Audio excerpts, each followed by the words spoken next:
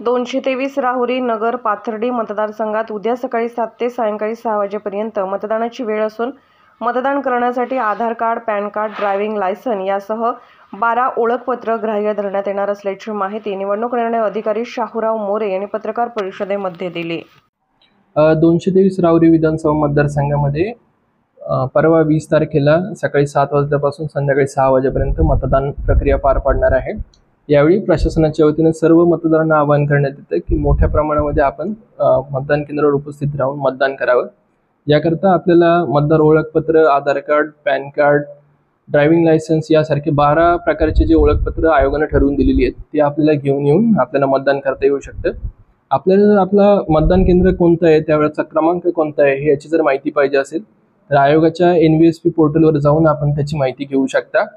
दुसरी गोष्ट, आपले जे उमेदवार आहेत त्यांना आपल्या माध्यमातून मी सांगू इच्छितो की आज 6 वाजता जाहीर प्रचाराचा कालावधी संपलेला आहे. त्यामुळे इथून पुढे कोणताही जाहीर प्रचार, रॅली, मोठ्या सभा या आता घेता येणार नाही आहेत. आपल्याला दारोदार प्रचार जो आहे तितकाच फक्त अलाउड आहे. त्या पलीकडे सोशल मीडियावर देखील आता मोठ्या प्रमाणात कोणताही प्रचार आपल्याला करता येत नाही.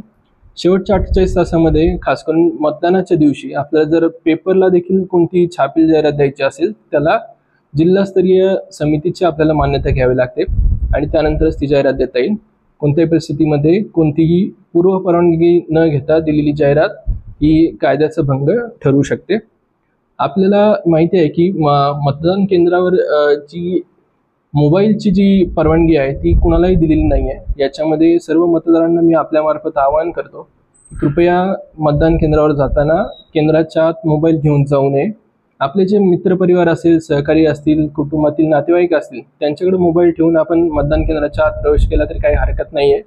पण मतदान करताना मोबाईल वापरणं, व्हिडिओ काढणं आणि कोणत्याही इलेक्ट्रॉनिक डिव्हाइसचा वापर करणं याला आयोगानं बंदी घातलेली आहे. या प्रकारे जर कोणी मोबाईलचा वापर केला तर तो गुन्हा दाखल होऊ शकतो. मतदान प्रक्रियेचा भंग केला म्हणून केंद्राध्यक्ष आपल्याला केंद्राबाहेर देखील काढण्याचा मार्ग अवलंबू शकतात. त्यामुळे आमची सर्व मतदारांना विनंती आहे की कोणत्याही प्रकारे मोबाईल आपण वापरू नका. दुसरी गोष्ट, अनेक मतदारांना असं वाटतं की आपण मोबाईलमध्ये आय कार्ड घेऊन येऊ शकतो आणि त्या ठिकाणी दाखवू शकतो. तर आमची सर्वांना विनंती आहे की ते सुद्धा अलाउड नाही आहे, त्याला परवानगी नाही आहे. तर आपण छापील स्वरूपातील जे काही आपलं आय कार्ड आहे ते त्या ठिकाणी मतदान केंद्रावर घेऊन येऊ शकता. यावेळी झेरॉक्स सुद्धा आपल्याला अलाउड नाही आहे. जे ओरिजिनल ओळखपत्र आयोगानं ठरवून दिलेली अनेक सर्वसामान्य माणसांकडे असणारी ती सर्व ओळखपत्र आहेत तर ती आपण मतदानाच्या दिवशी घेऊन यावीत. त्यानंतर आपल्याला सांगू इच्छितो की 6 वाजता ज्यावेळी मतदारांच्या रांगा मतदान केंद्रावर असतात तर त्या सर्व मतदारांना आपण मतदान करू देतो. कुणी याबाबत कोणताही गैरप्रचार करण्याची आवश्यकता नाही. सर्व उमेदवार आणि त्यांचे प्रतिनिधी यांना मी आपल्या माध्यमातून सांगू इच्छितो की 8 जरी वाजले तरी पण जे 6 वाजता रांगेत उभे असलेले मतदार आहेत त्या सर्वांना मतदान करता येणार आहे. पण कोणत्याही परिस्थितीमध्ये एकदा मतदान संपल्यानंतर कोणीतरी उशिरा आला तर त्याला मतदानाची सुविधा उपलब्ध होणार नाही.